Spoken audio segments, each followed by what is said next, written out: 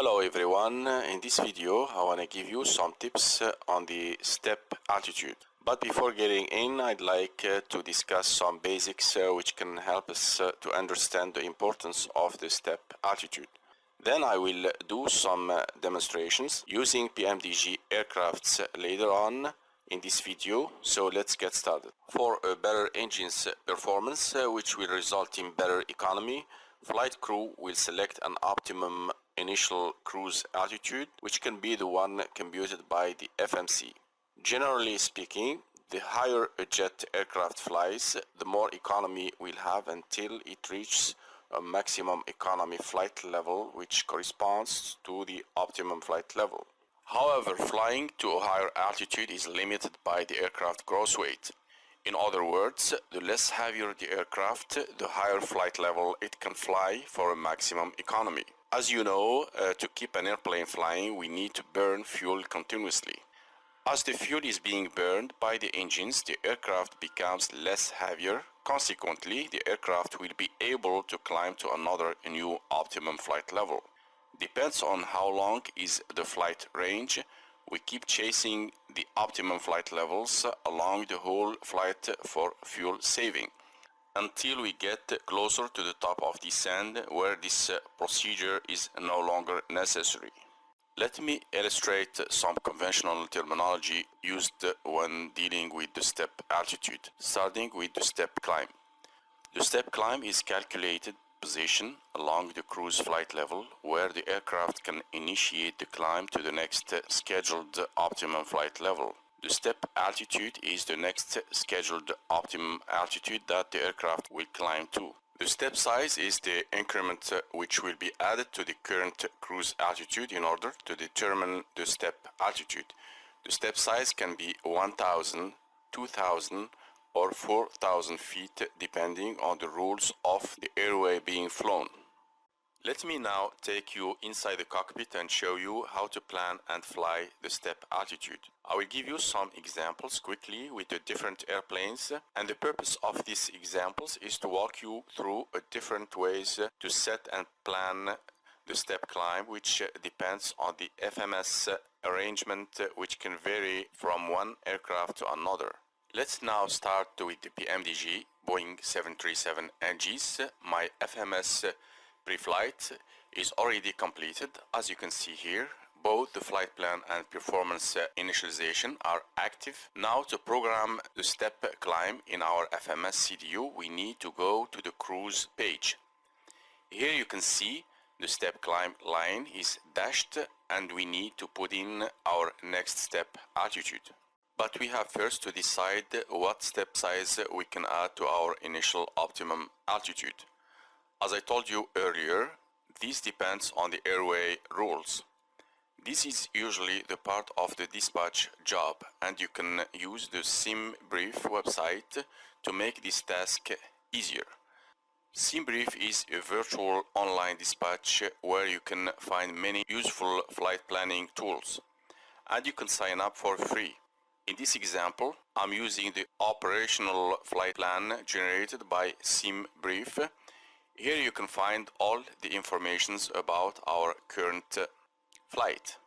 Here you can see in the flight level steps line, it gives us already both the initial optimum cruise altitude and the step altitude.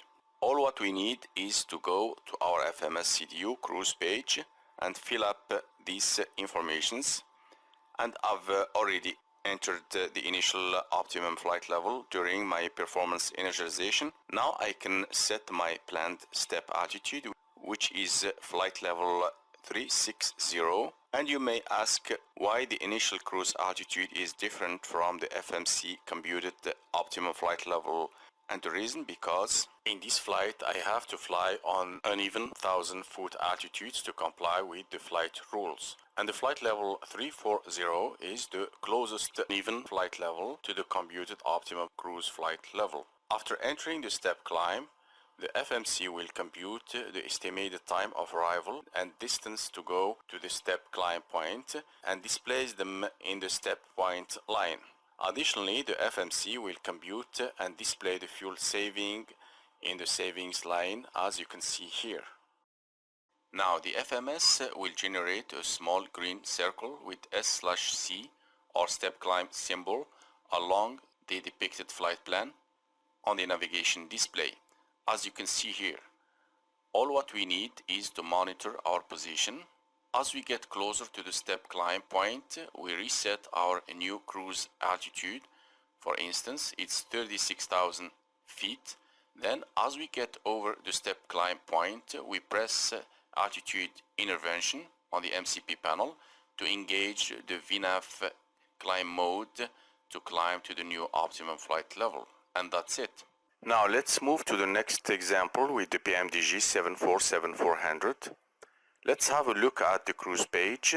Here the step climb is managed differently compared to the PMDG 737. Notice that at the step 2 line, the step climb altitude is already there, unlike the PMDG 737. The reason, because here the FMS is featured with an additional option, which is the step size. This enables the FMS to automatically calculate the next step altitude by adding the programmed step size to the initial optimum cruise altitude. For instance, the step size here is a pre-programmed ICAO step size. With ICAO step size, this will add 2,000 feet to the initial optimum altitude that is within the interval of 18,000 feet inclusive through flight level 290 exclusive, and it will add 4,000 feet instead if the initial optimum altitude is greater than flight level 290. Here the initial optimum cruise altitude is flight level 360, which is greater than flight level 290. And according to these rules, it should add 4,000 feet to the flight level 360, which results in a step altitude of flight level 400.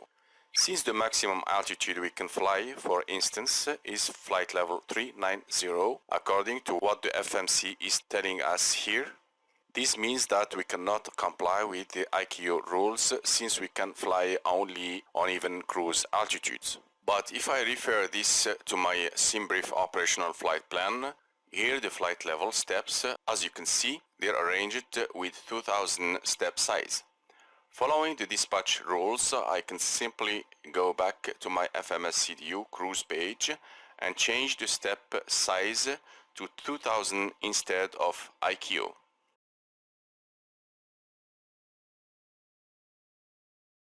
And here you go. Now my step climbs will match the dispatch flight level steps.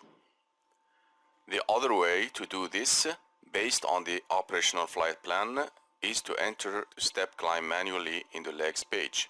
First, we need to disable the step size feature by putting 0 value in the step size line. Then using the flight level steps information in the OFP sheet, as you can see here, we have two scheduled step altitude. The first one is flight level 380 at Chikawai Point. The second one is flight level 400 at Disno. Now on our legs page, we look first for Chikawai Point, and here it is. Now I'm gonna put 380S in the altitude line corresponding Chikawai Point, then execute. By adding the letter S to the flight level value, we are telling the FMS that this is a step climb altitude. Then the FMS will generate an S/C step climb symbol on the navigation display, as you can see here. Let's do now the second step altitude, which is flight level 400 at Disno. Let's find Disno, and here it is. And finally we enter 400S, then execute. All set now. Moving now to the next example. This time will be PMDG 777. Now all what I showed you earlier on the PMDG 747 step climb management will work in the same manner with the PMDG 777, except the step size that I wanna discuss, which is programmed differently. If you can see here and notice that the step is RVSM instead of ICAO compared to PMDG 747. RVSM stands for Reduced Vertical Separation Minimum. With RVSM size, the step increment will be reduced from 4,000 to 2,000 when flying on flight levels 290 through 410. For instance, our initial optimum flight level, according to the FMC, is flight level 378. But according to my SimBrief operational flight plan, my initial optimum flight level is 380. And the reason because for the current flight we can only fly on uneven flight levels to comply with the flight rules. And you can see here, after I put in my initial optimum flight level, the RVSM step function has added 2000 increment to my flight level 380, which results in flight level 400, which match my SimBrief operational flight plan steps.